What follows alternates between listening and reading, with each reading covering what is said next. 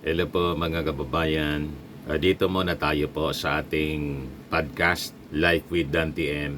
I-update ko kasi kayo ng kwento sa missing sa Bungeros. Kasi sabi ni DOJ Secretary Rimulya, mas lumawak pa yung sangkot. Yan sabi dito sa report ng abogadonews.com, Beyond Alpha, Boeing bears corporate killings of Sabongeros by different organized tires. Habang ginagawa po yung masusing investigasyon, lalong nagiging agimbal-gimbal mga kababayan ang mga lumalabas na kwento. Yan sabi dito sa balita, Justice Secretary Crispin Rimulya disclosed the widening scope of the investigation into the disappearance in alleged killing of over 30 cockfighting aficionados, labeling the heinous acts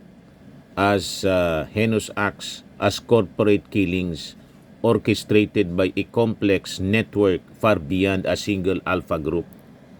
Madaling sabi mga kababayan, other than yung sinasabing alpha group na unang binulgar ni alias Totoy, nakasama doon si Gretchen Barreto. Pero sabi ni Chavit Singson sa interview kahapon ng Billionaire News Channel, sa kanyang paniwala daw, investor lang talaga itong si Gretchen Barreto. Hindi siya naniniwala. Pero yon ang opinion man lang po yon ni Chavit Singson. Hindi siya naniniwala na si Gretchen Barreto sangkot mismo. Tulad ng sinasabi ni Totoy na during one meeting mga kababayan, inapprove pa ni tumaas daw ng kamay itong si Gretchen Barreto. Ibig sabihin nakita niya para patahimikin itong mga missing sa Bungeros na nga po ngayon. Iba naman na yung paniwala ni Chavit Singson. Pero si Chavit, hindi man siya witness, kaya medyo wala masyadong weight. Analysis man lang niya yon, paningin. Wala masyadong weight yung kanyang mga sinabi kasi pananaw lang niya mga kababayan yon base sa mga kwento.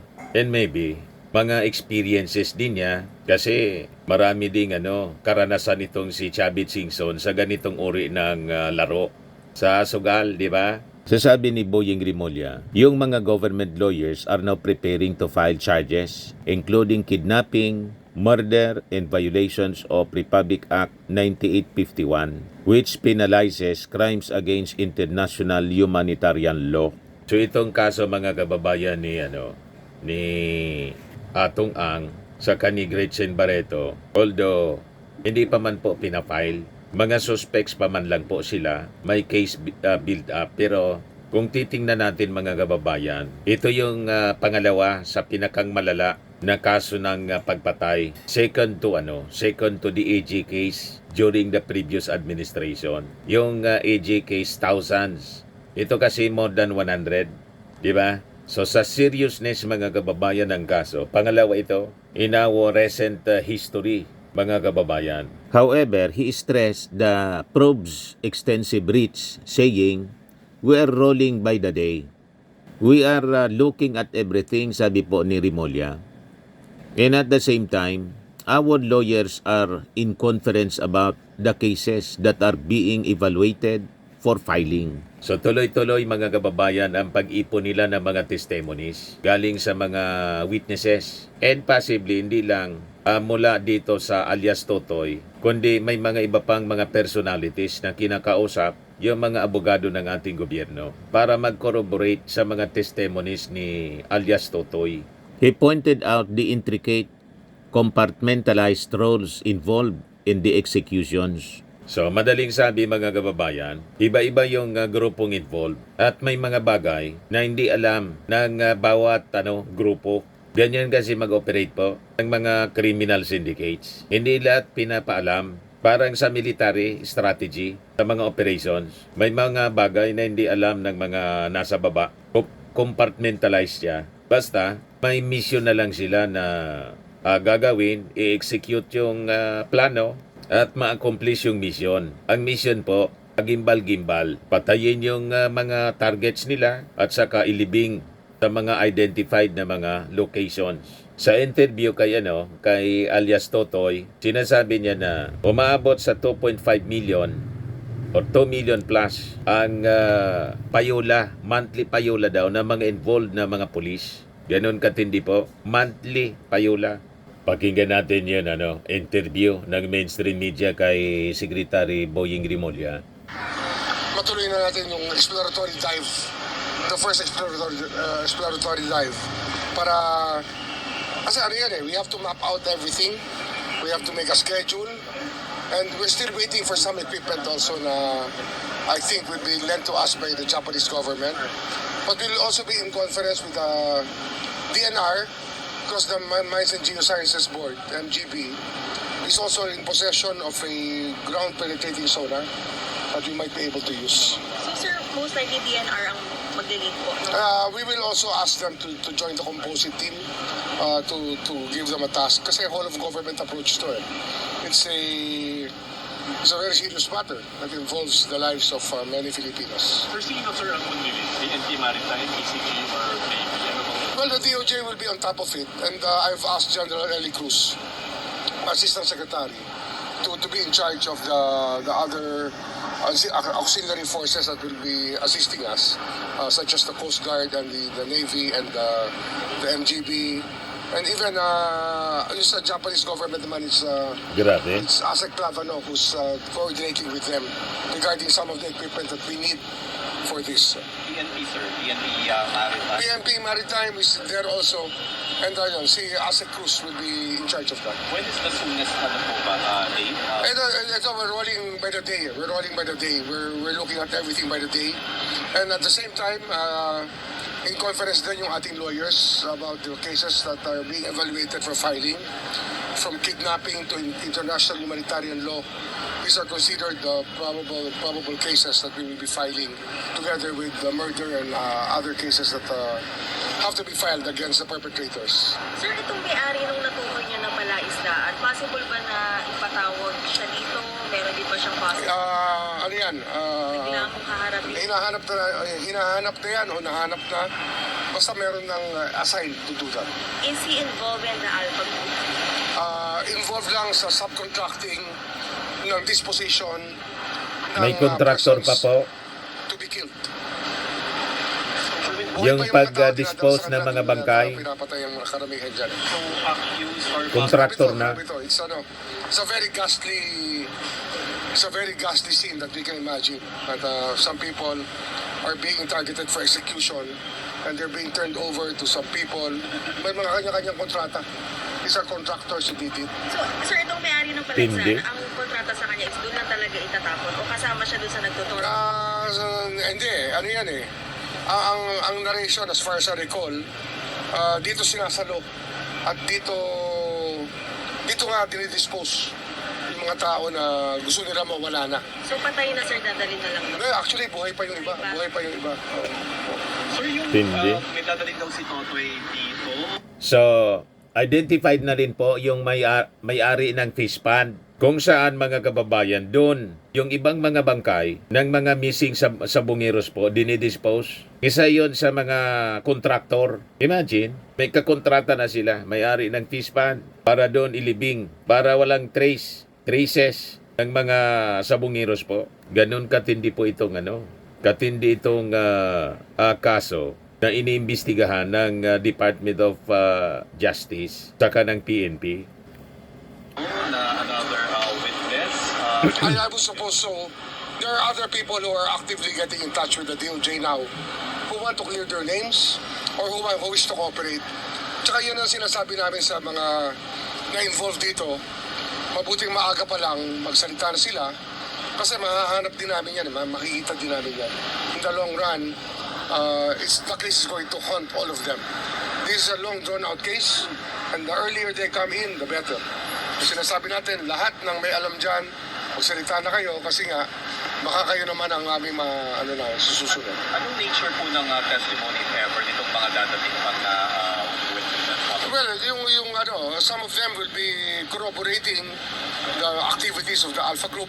Basta marami kami nakikita na possibilities. Saan galing to, sir? Kasi hindi lang siya Alpha Group Meron pa raw siya hanggang Delta Group Charlie Group, Delta Group, Bravo Group. Grabe. Tiered lang siya according to the income stream that they all receive out of this isabong industry.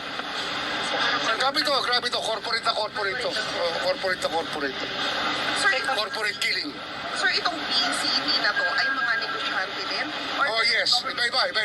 Merong negosyante, merong mga government functionaries, iba-iba. Basta sabi nga, ang latest Daming namin, sangkot po. there was up to a Delta Group existing. Pati Within sa the sa Supreme bracket. Court, Ano to eh, mabigat itong naging isabong may kasi mga contact ang sila. dami talagang gusto sumakay dahil may pera. Hindi nila alam, mabigat na pala ang presyo na kapalit ng perang kinukuha nila ay marami pa ng pinapapatay na tao. Sir, may mga senador po na nananawagan sa Pangulo na magkaroon nga ng stricter measures with the online gambling since ito po yung nakita natin. Yes, we are there already. Ng mga isabong. What's your take on We this? are there already. We are evaluating everything now. Kasi yan dinedebate ang policy tungkol dyan. Dapat dyan kasi fine-tune ang policy. We cannot just be talking our heads off about a certain thing. Then later on, hindi pala natin napakinggan yung kabilang side. So a debate will ensue regarding the practicality, necessity, beneficiality of having online activities in PAGCOR or other agencies. Sec, kamusta naman po yung status ng Witness Protection Program kay alias Toto? Hindi, okay yan. He's under protection already. But this is not a clear-cut case kasi for the Witness Protection Program. The Witness Protection Program takes care of those who are in court already na kinakailangan ng tulong na actually most of the people that we assist in the Witness Protection are children who were abused. Children who were abused, victims of incestuous rape. Yun ang karamihan ng ating tinutulungan. But nag-expand yan eh. Kaya nga pati ang witness protection natin for some of the ICC witnesses, andyan din sila eh.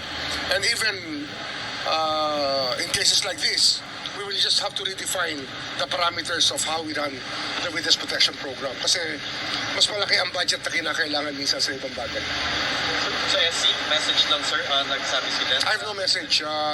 Basta, I respect the Supreme Court and I know that they will not leave any stone unturned in their quest to straighten out our justice system. Alam nila na some of the problems are there because of the way that our justice system is configured. It has prosecution, it has the courts, and it has of course, the people who are being charged. And then we have the corrections and we have law enforcement. Marami yan, justice system natin.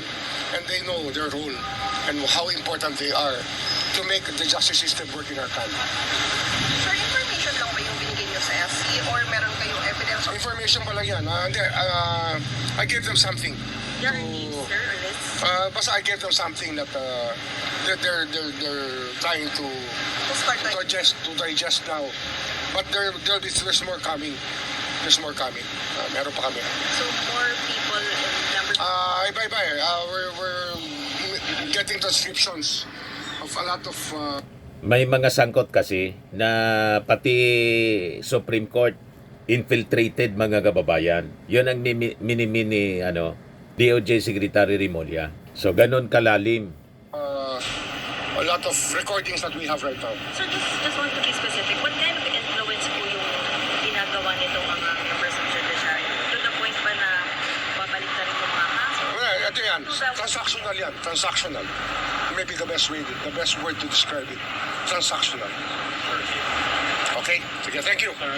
So may mga binabayaran para yung mga testigo siguro po, mga kababayan bumaliktad. At yung mga kaso, mga kababayan madismiss. Ganon. O ngayon, si PCSO chairman at dating retired judge po siya, Felix Reyes, nag-deny sa pagsabit sa kanya sa issue ng missing sabongeros.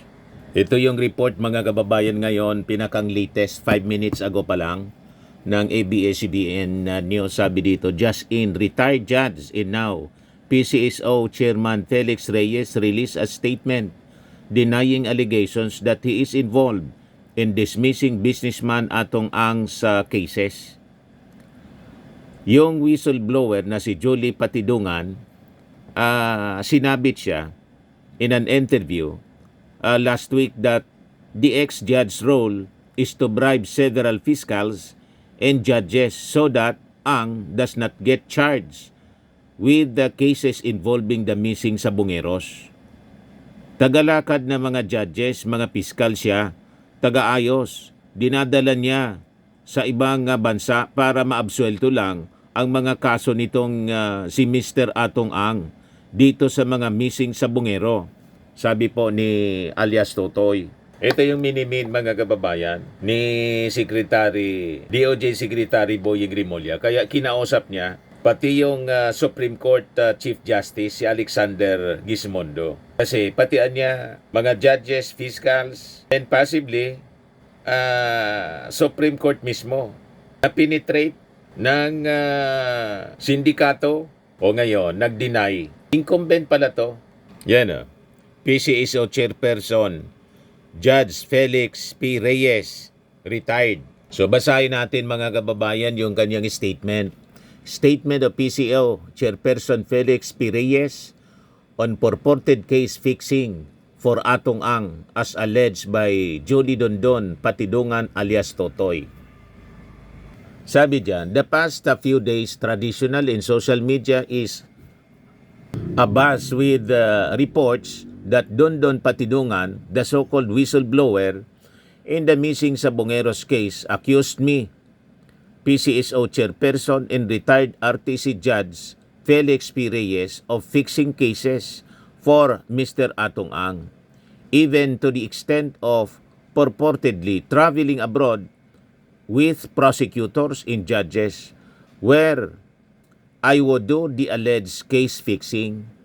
I categorically deny such wild accusations of Mr. Patidungan.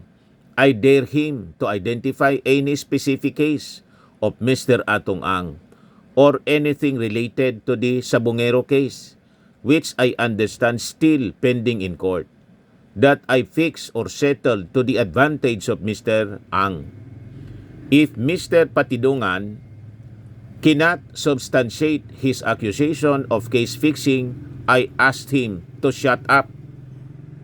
I would also like to authorize the Bureau of Immigration to disclose my travels abroad from the time I retired from the judiciary on October 1, 2021, up to present, to dispel any notion of travels abroad with prosecutors and judges. I find it perhaps a rare coincidence that this wild accusation of Mr. Patidungan came out a day after I filed my application for the position of Ombudsman. Finally, I wish to state that I am ready and willing to cooperate in any investigation by any government agency that will shed light on these baseless allegations of Mr. Patidungan and spare the judiciary and the prosecution service from the undeserved tarnishing of these institutions. Yan ang kanyang statement mga kababayan, dated July 8, 2025. Judge Felix Reyes, retired. PCSO chairperson pala siya ngayon. So, abangan natin ang mga developments ng mga investigasyon na ginagawa ng ating mga authorities. At siyempre, dito sa pagkasabit ng pangalan ng mismong PCSO chairman na si retired Judge Felix Reyes. So anyway, mga kababayan, yan po yung mga updates natin dito sa ating podcast, Life with Dan TM. Kung hindi pa po kayo nakasubscribe dito sa ating channel, click subscribe po ninyo. Share naman po ninyo sa inyong mga kaibigan, kakilala. Lagi nating tatandaan, you become what you believe. Ako po si Dante Maravillas. Bye-bye. God bless.